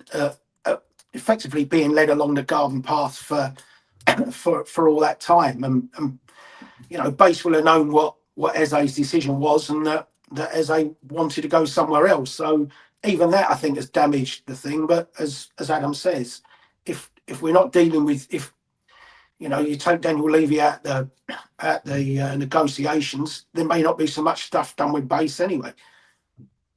Do you think that's on that? It will still be. They can still do loads of work with base. I think basically what you had was one of the main guys there, Leon Angel and Daniel, were very, very close. Yep. So they would chat, and then he would probably use him as a sounding board. Whereas now, sort of, you could say that almost goes, and then you have the sporting director or that team of people that are doing that. And maybe not even you might then just bring Vinay in, I don't know, to sign off the deal or just to do the end of it. From what we're hearing, Vinay was massively influential in leading the Romero negotiations when it comes to his contract. I mean, you kind of reference it there, Ed. When you look at the summer that's gone, and obviously he was on the show with us, for the Deadline Day Eve show, and we spoke about the failings of Eze and obviously Gibbs White. How much do you think heightened the need for this decision, with what went on there? Because give us some give a little bit, maybe give an insight to the viewers and listeners if you don't mind. You just said there, maybe too many cooks in the room. How did that play out in the way it did like that? If you don't mind giving an insight. They probably shit themselves, but I think probably, it could have, what happened over the summer could have rubber stamped it. They could have been thinking maybe we're going to get a change, or probably Daniel's going to go. We're not quite sure, or it's going to happen, and it might be that it will be like in 6 months' time. And they saw, do you know what? We just need to sort this out and get rid of this. I think I've said this before. I don't think the Gibbs White thing was actually our fault. It might have been a little bit our fault. The Eze one, I said all along I thought it would go to Arsenal, and I think we got strung along there. But that was Parish was trying to negotiate with Levy, and it was a bit of one of those backwards and forwards. And I was told that Parish said that Levy just can't deal with him. It's just difficult and stuff like that, and everything's changing and moving. I don't know what went on. I was just told that after that, you had lots of different people. So I suspect what you've pretty much got is you've got Lange, Paratici, Levy all going out to contacts, agents, trying to look for players, and then they're just coming back and probably trying to discuss them in some capacity. What do you think of this guy? What do you think of this guy? And so on. And it's too many, isn't it? Just rather than actually you're clear, this is our group of people. We decide the players. They do their data bit. Frank signs it off. So you think that there's a potential, before I bring Con back in there, you think it could be easier when it comes to now hopefully moving forward with negotiations? That's obviously hopefully an intention, right? And I think that's one thing we said with you as well on here. With Daniel, I know Con feels the same about this. Every negotiation has felt like a war, certainly in these recent years. And again, I know this has been the point you said, chairman maybe just don't want to deal with him anymore. This is one of the problems. I think there are two parts to it. I watched an interview with Brad Friedel the other day, and I know I know sort of Bradford when he was at Spurs, and he, you know, and actually also it was one of the ex Southampton, someone from the board, and they said, look, he was really, really difficult to deal with, but he had Tottenham's best interests at heart. Which is what you want to share. Yeah. But what you've got is, if you've got 2 clubs in, and you've got like one that's going, right, how much do you want? 50 million, right? Okay, we'll give you 10 million up front, 5 over 2 years. Yeah, cool. And then you've got Daniel going, okay, we'll do that. Yeah. No, actually, we're going to do 9 million and this, or constantly dragging it. It's all of that. And I think that's where the opportunity sits for us right now. Like I said, is like everyone that's going to negotiate with Spurs, it's all new. It's all fresh. It's not the same. It's not Levy. It's different. And I think that's that's the biggest positive thing for me. Yeah, I mean, this is another thing, Con, isn't it? I mean, we had this. I had this with you before. You know, I looked at Brighton with Todd Bowley, and I know some people think Todd Bowley's absolutely crackers and nuts, but whatever you think about Todd Bowley, right? And I made this point a few shows ago. Went into Brighton, took the manager, took the coaching staff, took the technical staff. He goes back there this summer and goes against one of their best players. You know, for someone that's absolutely crackers and is nuts, he's clearly got a good way of relationship handling, hasn't he? Because again, it just was like he goes there. I mean, listen, with every, I feel like, you know, it's like a house. You know, of course, there'll be an element of negotiation, but you know the level you go to, right? Con, when it comes to the way you've got to market yourself. I mean, do you think that's going to be one of the easier things now to deal with, maybe for Tottenham? The optics of the fact Daniel is not there when it comes to negotiations, both buying and selling players, and how much that might have hindered us, certainly in these last 4 or 5 years. Yeah, definitely. I think the thing is, you know, what Levy could never quite grasp was that, unlike other areas of business, football clubs are in limited supply, right? So you have to deal with the same people in terms of buying and selling players. You know, it's not as easy as in some other areas of business where you are either the power player, so you've got the leverage because you're the customer, or you can just go elsewhere, right? So, you know, it's important to build those strong relationships, and obviously Chelsea's a really good example of that. I mean, I think back to the point just quickly in terms of, you know, too many cooks. If I compare it to, say, you know, an Arsenal or a Liverpool, a Stan Kroenke is not getting involved in transfer negotiations, right? And nor is John Henry at Liverpool, right? They have a director of football that is significantly more empowered to do things. But, you know, the board would have set the budget, and they would have said, look, this is what we're willing to spend in terms of transfers and wages. But Berta would have been a lot more empowered at an Arsenal to go out and do the negotiations, right? And similarly at Liverpool, Michael Edwards as CEO, and I think it's Richard Hughes underneath him as the director of football, are a lot more empowered to go out and do things. I think the problem with Tottenham's model, you know, in the Levy era, because we're now in the post-Levy era, is that Levy himself acknowledged that he would always come in on transfers at the end and would be the one negotiating on price. Whereas hopefully in this new model now, Charrington and the board will set the budget, and then it's going to be a combination of the director of football and Vinay, you know, doing that piece. So hopefully will work a lot better. Because the other thing is, when you're the owner, and, you know, the part owner as Levy was, and also Levy, I suppose, is working in that environment where he knows that he doesn't have an owner behind him who's pumping millions in, as we know, because obviously ENIC weren't. It's almost in his nature to feel like, you know, this is my business. I know I'm not going to get backed with any extra finance. I need to penny pinch and, you know, be that difficult as well. So I think that whole thing just gets easier when he's removed. You know, Vinay, by all accounts, has got good relationships across the Premier League with other owners and things as well. Levy did have this tendency to get himself a bit too involved, I think, with other issues like the Man City 115 charges and, you know, that type of stuff, which just upsets football clubs, whatever your opinion is. So hopefully that all gets a bit easier. I think Vinay employed Edu, didn't he? I read that the other day as well. Yeah, he did. At Arsenal, and then he was the guy that did all of the football stuff.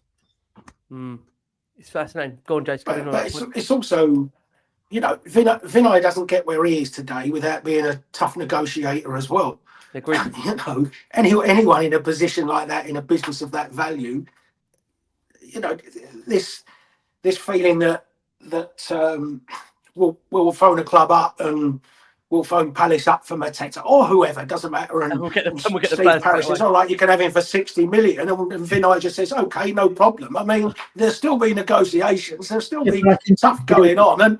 And when you look at Arsenal under Vinay, Arsenal are actually getting a lot of criticisms for keeping deadwood and being unable to move players on. Players like Marquinhos that are there, and you know, they got numerous players at Arsenal there that are sitting in the background that they can't get rid of. Where's Zinchenko gone? Oh, he's just gone to Forest, hasn't he? Yes, yeah, just gone to Forest. But you look at Arsenal's sales over the past 3 or 4 years; they've not been spectacular. They've also found it hard moving players on. They have. Yeah, they have. Yeah, exactly. Yeah. So you know, this notion that it'll just be, oh yeah, you can have him and you can have him and I'll pay that. I mean, I sincerely hope he doesn't do that anyway, and I don't think he gets where he is today if he's that way inclined. Now, Arsenal haven't struggled to buy players though over the past few years, have they? They went. No, they're not. No, that's fair. They haven't. They've gone, and I don't think it's the fact that he's not a difficult negotiator, but I think it's if he's going to like a Crystal Palace for a Mateta as an example, he's going in fresh with Parish. It's not right.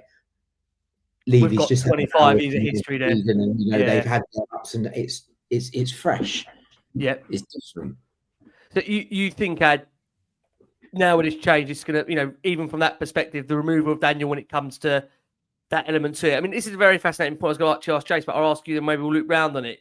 Do you think, in any way, you know, I was speaking to Paul about this on Sunday, could we have deployed Daniel somewhere else in the business, or do you think because of the fact that he was unable to relinquish that control over negotiations of transfers, being at the front and centre, that would always have been a problem? Do you think that's one of the biggest issues? Look, it's a demotion. He's the chairman of the football club. So what are you going to say to him? You're no longer the chairman anymore. You're going to now go and work for Vinay and you're going to report it. It's just never going to happen. And you think he would never have even thought about that? It would never have been on his mind?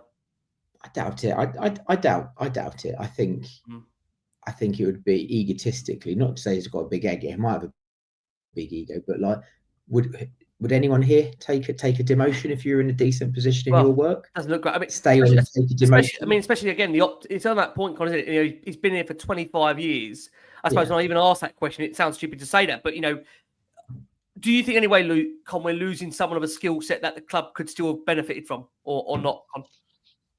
I do actually a little bit. I think they could have quite easily moved him into a non-executive role and said, you know, that he is, you know, back to my earlier point, which was I do find it slightly odd the way that this has happened, that he's been moved out of, you know, that role. Plus, he doesn't even get to represent his own interests as a significant shareholder on the board. So I could have seen a world where you moved him to a non-executive role and you said, look, you're no longer focusing on football, but you're still on the board because you know how, you know, you've got all of that history in terms of how Tottenham run.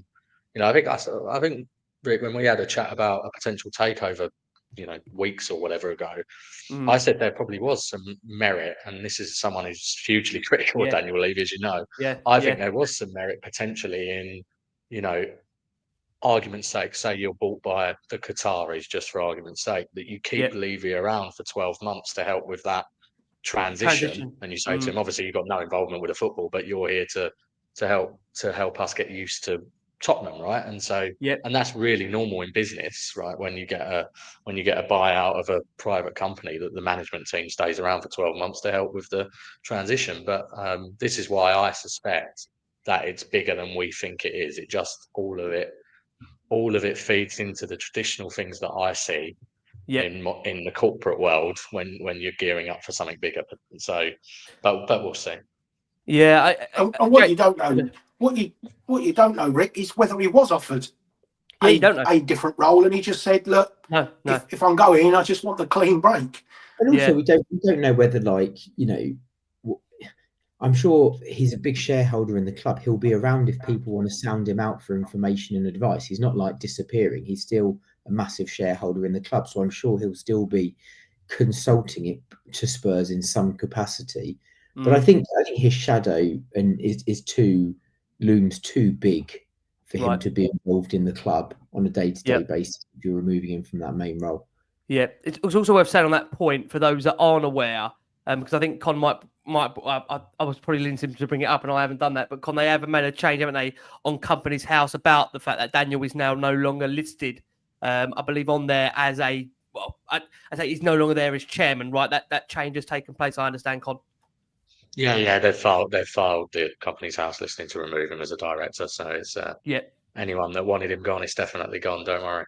Yeah, he's definitely gone. Jace, can I ask you, because this is again an interesting point before we look for the close on this show, because I've got to say, it's been a really fascinating show when you bring on people that are so aligned to the financial and football background side of things. You know, you learn a lot when you're always on these shows. It's been great. I didn't ask you this, Jace, on Sunday. What do you think is next for Daniel Levy in the future after Tottenham? Can you see him going to another football club? Can you see him being an advisor? I mean, I'm just intrigued about that because it does feel like we're all expecting, and I'm going to close on that question, what the next 12 to 18 months look like. You know, I don't think Daniel, I might be completely wrong. I'd be amazed if we're 2 years down the line here and Daniel has still got that 25%. So I suppose there's a future question here. What do you think is next for Daniel Levy? I'm just interested to know from you, Jace. And we'll get you to unmute if you can for us. Honestly, no idea. I mean, part of that is dependent on him, isn't it? What he wants to do. He certainly doesn't have to go out and work anymore, does he? Let's be honest. You know, it may well be he still wants to be involved in football, but could you see him on one of these UEFA committees of their G14 clubs or something, or the governance of football? I think boys can help me. Is he on the LMA one? He's certainly to do with the League Managers Association. I think he's involved there, I believe. Go on, sorry, Jess.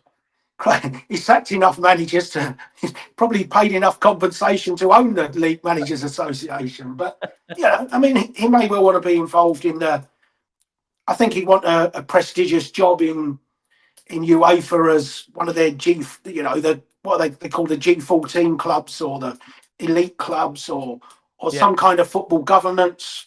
Maybe he'd even be involved with the government's appointment of governance in football or something. So I'd be surprised if he disappeared from football completely.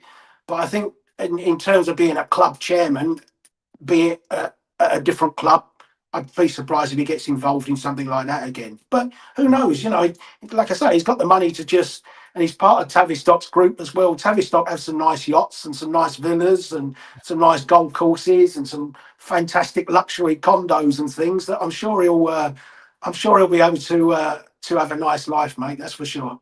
Yeah. What the fascinating point about it is that. Sorry, Jace, go on. Sorry. I was going to say maybe he'll have one of the yachts when I'm sitting in Monaco that I can do the preview of the Monaco show from the back of his yacht or something. I'll tell you then. A bit of advertising there for Jason. Get in the yacht. Again, this is the fascinating point. If you're judging him purely on the finances, he runs Tottenham sound. I think that's a really important point that I've heard mentioned that. And it's fair. You know, again, just to bring balance to the show ad, I have to say at no point in these last 20 years did I ever think Tottenham were ever going to be financially in a problem, which is credit to Daniel. But at the same time, like Connor said at the start of the show, I also never thought Tottenham were going to win the league in the next, even the next 5 years, 10 years. And I want that to change. So do you now think to yourself, this is a really exciting move for our future? And I suppose on that point, if I was to ask you to kind of predict what you think is going to happen in the next 12, 18 months' time, are Tottenham still in the hands or the ownership of ENIC?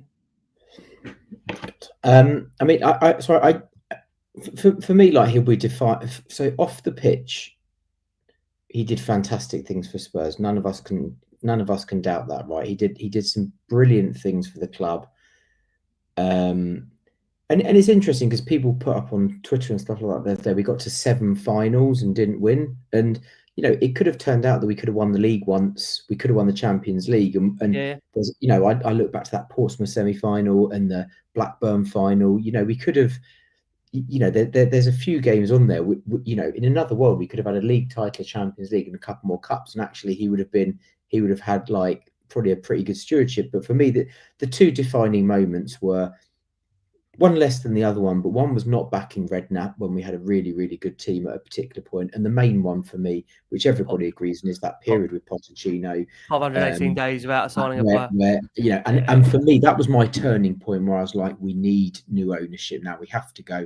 And I think he was forever chasing his tail after that with wrong managerial appointments, poor signings, and everything to do with that. And I think it just got a bit too much. I mean, I'm sure he'll just go on holiday for a bit, you know, and take some time out. He's 63, I think. Something I read the other day. So, you know, he doesn't need to work. It's up to him as to how much he's a workaholic.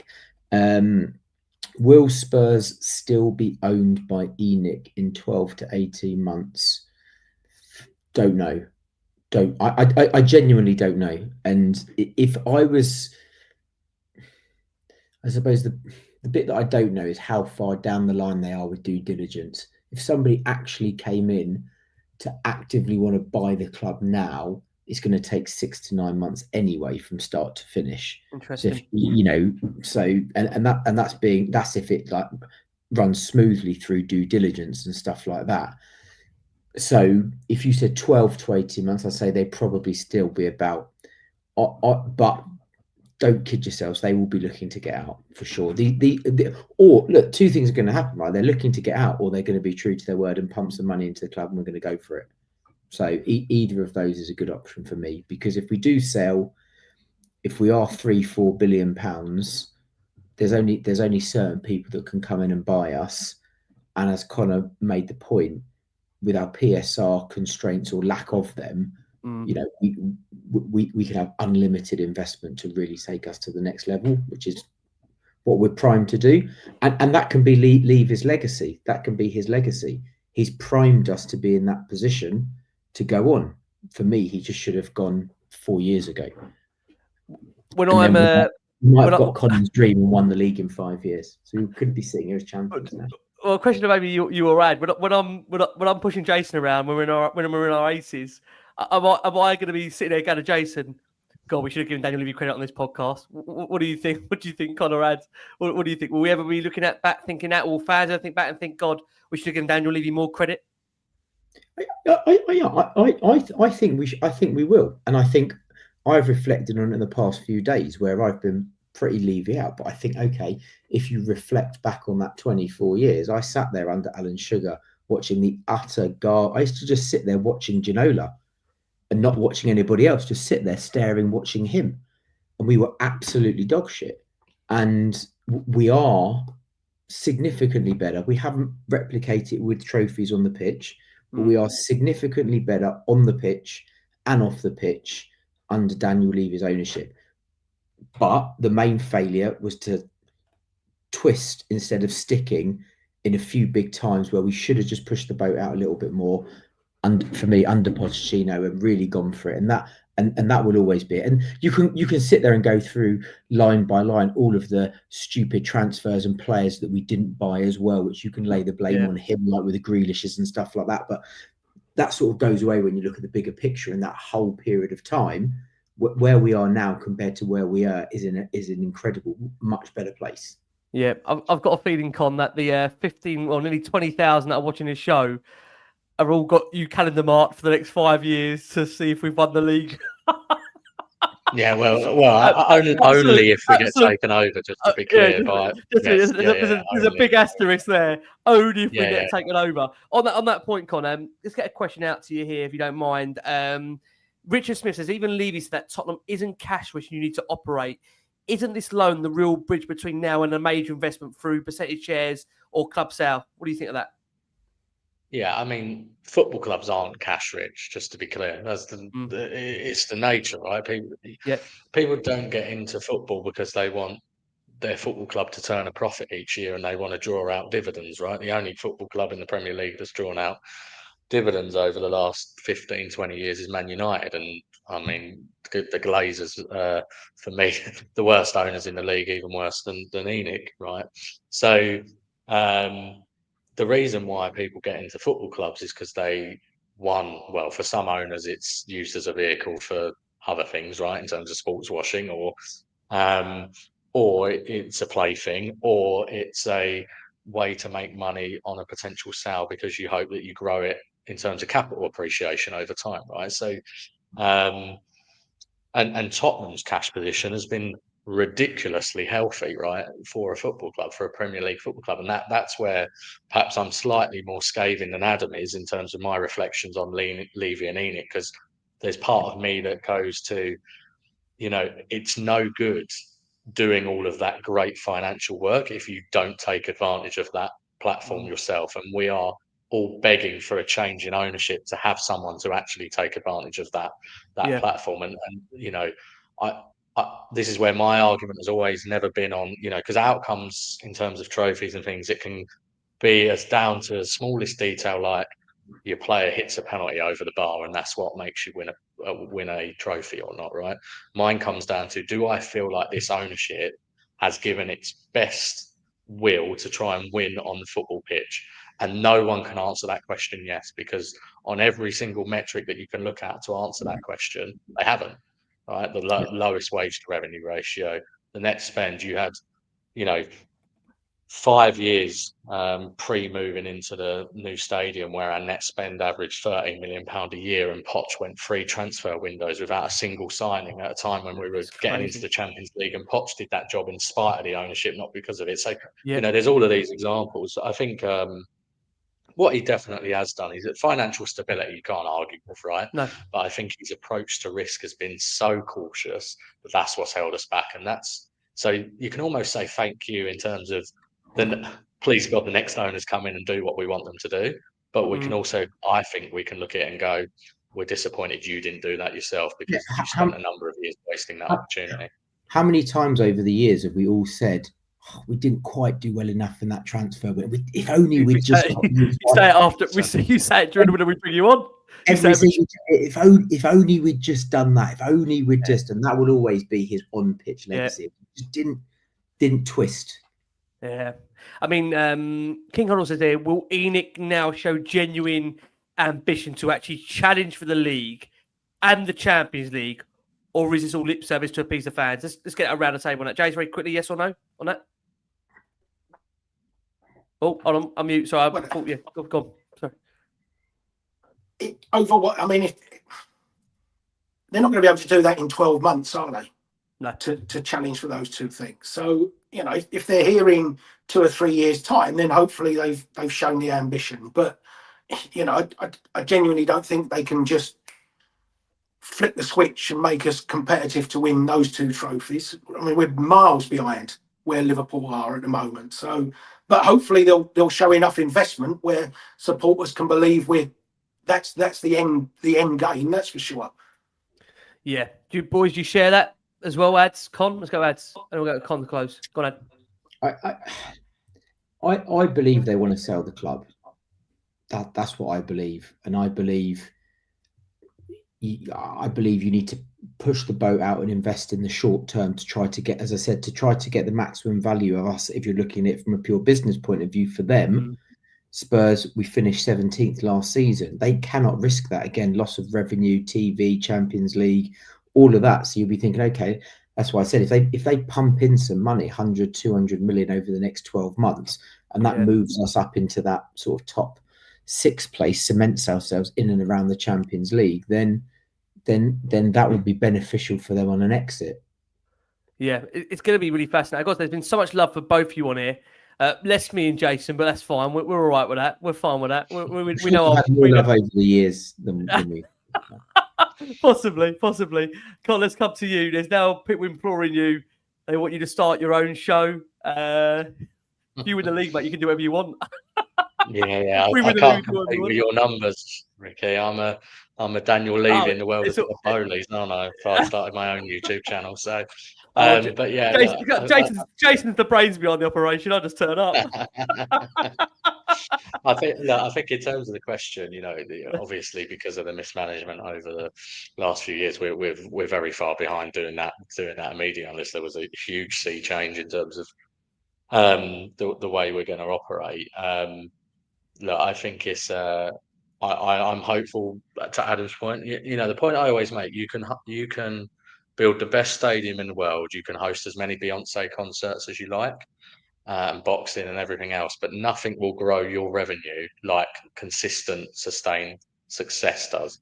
And Liverpool and Man City are the prime examples of that, because you get Champions League every year. That's 80 to 100 million pounds. The commercial revenue that then comes because your sponsors are bigger. Man United have had some sponsors threaten to pull out because they're not in Europe. If we had finished 17th, we definitely would have had issues with some of our sponsors. And And so, there is still although Tottenham's grown massively, there's still a huge amount of headroom in terms of the growth of the football club for a new owner, or indeed for the Lewis family if they decide to pump more in the short term, to Adam's point. So, yeah, I mean, and to be honest, this has always been one of my other criticisms of Levy and ENIC, is they've never seemed to quite grasp the, speculate to accumulate, throw a sprat to catch a mackerel, right? Sometimes you spend that little bit more, you stretch yourself that little bit further, and then you make that up in terms of the league positions, right? It's sort of like when you're arguing over, when you hear transfer dealings and you think we're arguing over £3 million, and it's like, well, one league finish higher in the league. These are all rounding errors for a football club of this size, right?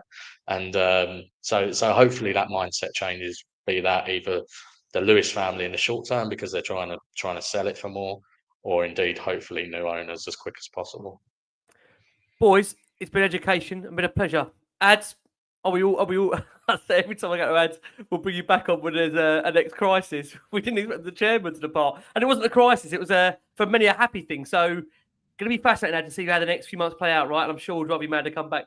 More importantly, no crisis with my streaming tonight. It's gone absolutely smooth. I feel like we did that Mike Bassett thing. You drinking a pina colada, you got it in the suitcase. Yeah.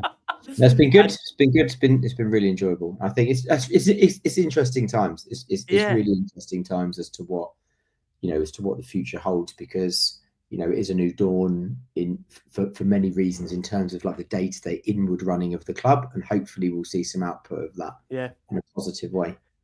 Been a really informative show. Ad, where can we find you on X for any interaction they want? I know you've been getting a bit of gauge from us over there. Where can they find you? Yeah, at Sports Finance. Amazing. You're a star. Con, thank you so much. Thanks for having me, guys. It's been a pleasure. I know we've been driving you both mad recently, because again, when it comes to subjects like this, I have to be honest and say, I know people really value people that know their stuff when it comes to the financials and know a bit of background on football in general. The background that you share on this show, again, is so priceless. So we're very lucky to have, caliber of guests that we get on this show that can give us that insight. Con, where can we find the wonderful work you do? And they can contact you in 5 years if there's a change in ownership, we have to say, Con. Yeah, indeed, they definitely can. Yeah, still at Levynomics 1882 on X as it stands. I don't know whether to just keep it, to be honest, just for the legacy of it. I'll take some credit for as soon as I set up this Twitter account, he suddenly moves on within a few months. So I'll put that on my own shoulders. But no, I'm joking. But if you're interested in any of the football finance stuff, but also various podcasts and things. So Grumpy Old Spurs, I do. Got one tomorrow night, so if people can listen into that, that'd be great. Superb. Last question. This is from Mr. VDM. If the stadium debt is growing and just the interest is being paid only, do we understand what that point is there? Can we gauge that point? What's being made there? If the stadium debt is growing and just the interest is being paid only. Yeah, I suspect he's probably making the point that we're not actually paying off the stadium debt as it stands, but. To be honest, because of the way it's structured, there isn't much point paying it off at the moment, because the rate of interest on it, to the club's credit and to the fortune of the time they got into the market, is less than inflation, to be honest. So, in some ways, you are better off just servicing that interest, and it's set up in such a way that the debt is sort of needs to be paid towards the end, and it's structured such. It's a bit different to your mortgage, whereby you sort of pay off parts of the capital at the start with interest. This is structured such that you can only pay off the interest and then the capital payments come later. So it's pretty standard. And to me, I don't actually want to see them paying off the stadium debt right now, because I think a better use of the club's cash would not be on property, as it sometimes is for us, more property. It would be on spending it on players. And I think that's the better thing for the club to be doing right now, rather than paying off the stadium debt. Con, you're a star. Ad, you're a star. Jace, thank you very much. Well, look, I think where we are right now, I know people hate it, but time is going to ultimately tell. And with Tottenham, you just quite never know what's around the corner or what comes next. But focus will start filtering back to Spurs on the pitch rather than off the pitch. But they always know how to keep us entertained. Massive thank you, Jace. Thank you. You'll be back with me later on during the week. He's got golf and he's got cricket to come, so he's going to have a little bit of a break Tuesday night. We'll remind you Tuesday night. Don't worry, don't look so scared. Not imminently that long away. Ad, thank you. Con, thank you. Wentworth, mate. Wentworth Thursday and Friday. He's booked it in the last one of Wentworth Spurs diary. Thursday and Friday. Forget football Thursday and Friday. Wentworth, mate. Let's sell them tomorrow. We should be all right. Ad, you're a star. Con, you're a star. Jace, you're a star. Guys, we've been the last one on Spurs. If you've enjoyed the show, get amongst it in the comments. Let us know. Adam and Connor active on X. If you want to ask them any questions, they'll feel free to do so. But from us all, keep safe, keep well. And as always, come on, you Spurs.